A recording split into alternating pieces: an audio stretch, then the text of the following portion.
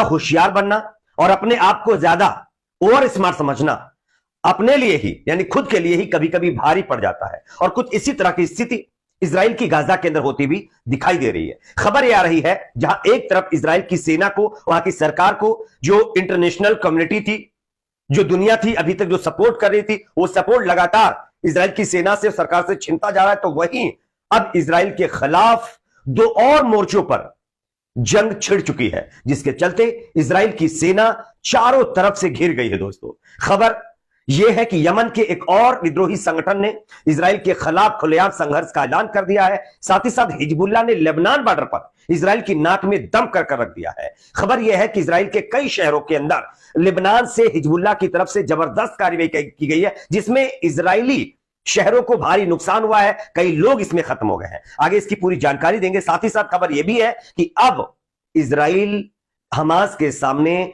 घुटने टेकने के लिए मजबूर हो गया है। जो इजराइल की सेना अपने आप को बहुत स्मार्ट समझती थी, बहुत होशियार समझती थी और नेक्स्ट लेवल से जो है ट्रेंड समझती थी, वो सेना आप जानते हैं कि 36 से ज्यादा दिन हो चुके हैं, अभी तक अपने होस्टेज को तलाश नहीं पाई है। जबकि इजरायली सेना की तरफ से यह कहा गया कि गाजा के अंदर हमास अपना कंट्रोल खो चुका है। तो सवाल यह है कि अगर कंट्रोल खो चुका है तो होस्टेज क्यों नहीं मिल रहा है। खैर, इतनी ओवर स्मार्ट सेना आज हमास के सामने घुटने टेकने पर मजबूर हो गई है।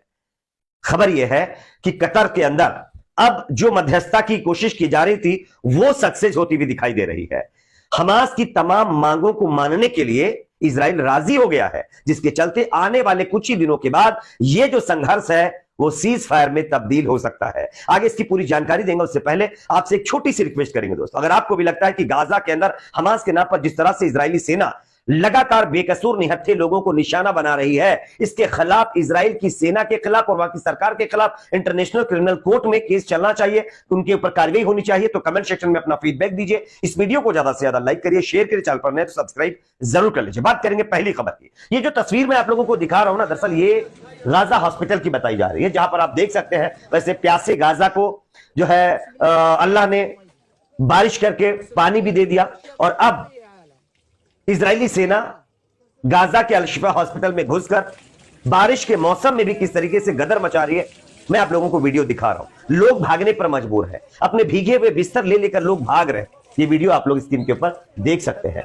इतना ही नहीं, खबर तो ये भी है कि गाजा के अल-शिफा हॉस्पिटल में इजराइल की सेना निहत्थे बेकसूर लोगों को हमास का आदमी बता करके खत्म कर दे रही है, जिसमें 40 लोगों की कैजुअलिटी की खबर सामने आ रही है। खैर, इसकी आगे हम बात करेंगे, उससे पहले आपको यह बता दें कि ओवर स्मार्ट और अपने आप को सबसे ज्यादा टेक्नोलॉजी से और हथियारों से लैस कही जाने वाली इजरायली सेना अब घुटने टेकने पर मजबूर हो चुकी है। और इसकी मेन वजह यह है कि हमास लगातार इजरायली सेना को मुंहतोड़ जवाब गाजा के अंदर दे रहा है।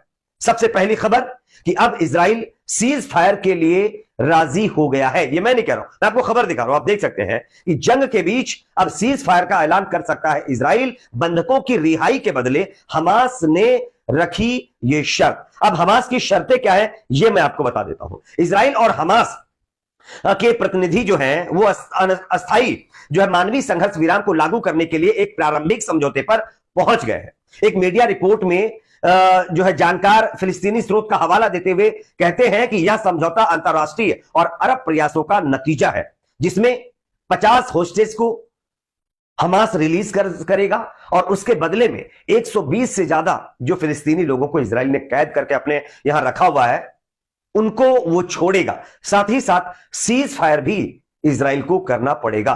खैर, सीज फायर को लेकर के कुछ ड्यूरेशन दिया गया है, टाइम ड्यूरेशन है जो कि 3 से 5 दिन का बताया जा रहा है। तो ये अपने आप में एक बहुत बड़ी जीत हमास की होती हुई दिखाई दे रही है, क्योंकि इजरायली सेना और वहां के पीएम लगातार कह रहे थे कि हम सीज फायर नहीं करेंगे, किसी भी मायने में सीज फायर नहीं करेंगे। लेकिन आप देख सकते हैं ये खबर ये मतलब जो है दर्शाती है कि किस तरीके से इजरायली सेना को आखिरकार उसी रास्ते को अपनाना पड़ रहा है जो उसको बहुत पहले अपना लेना चाहिए था। खैर, आप जानते होंगे हमास के नाम पर इजरायली सेना किस तरीके से गदर मचा रही है गाजा के अंदर। ये तमाम उसके गुनाहों का हिसाब होगा, ऐसा लगातार लोग कह रहे हैं। एक और खबर मैं आपके सामने रखना चाहता हूं, यह है अब यमन के अंदर हूती विद्रोहियों के बाद एक और संगठन ने इजराइल के खिलाफ खुलेआम जंग का ऐलान कर दिया है। मैं आपको स्क्रीन के ऊपर खबर दिखा रहा हूं, यह खबर आप देख सकते हैं। यहां पर बताया जा रहा है कि इजराइल के खिलाफ यमन के अंदर एक हूती मतलब संगठन तो आप जानते होंगे कि था, लेकिन इसी बीच जानकारी यह मिल रही है कि यमन के अंदर एक और संगठन ने इजराइल के खिलाफ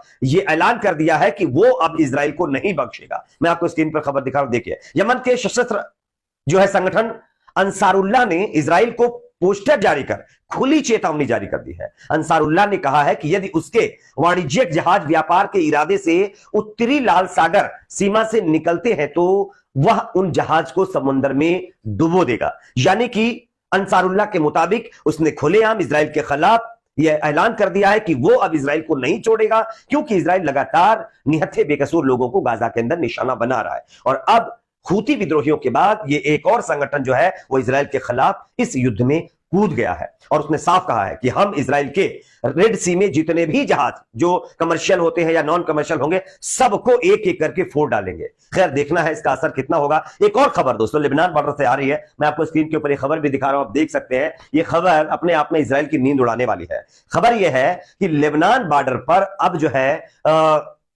हिजबुल्लाह ने एक बहुत बड़ी प्लानिंग तैयार की है और हिजबुल्लाह ने अब इजराइल के खिलाफ खुलेआम जो संघर्ष उसने छेड़ रखा है उसमें और तेजी लाने की बात कही है। इजराइल पर अब 4 फ्रंट से हमले शुरू हो चुके हैं। माना जा रहा है कि इजराइल की सेना अलग अलग फ्रंट पर जो है उलझती जा रही है। वहीं लेबनान और इजराइल बॉर्डर पर बताया जा रहा है भीषण के संकेत मिल रहे हैं। ऐसे में आप सोचिए, जो सेना एक हमास को अभी तक खत्म नहीं कर पा रही है, वो आगे 4 फ्रंट पर कैसे लड़ेगी, अपने आप में सोचने वाली बात है। इसलिए मैंने आपको शुरुआत में बताया कि कभी कभी ज्यादा अपने आप को होशियार समझना और ओवर स्मार्ट समझना अपने लिए भारी पड़ जाता है। कुछ इसी तरीके से आप देख सकते हैं इजराइल के लिए पड़ता हुआ दिखाई दे रहा है। इजराइल के अपने बयान और उसका अपना एटीट्यूड, उसका अपना घमंड किस तरीके से उसको ले डूब रहा है, ये आप देख सकते हैं। वैसे नेतन्याहू के खिलाफ तो अमेरिका से लेकर के इजराइल के अंदर जबरदस्त तरीके से प्रदर्शन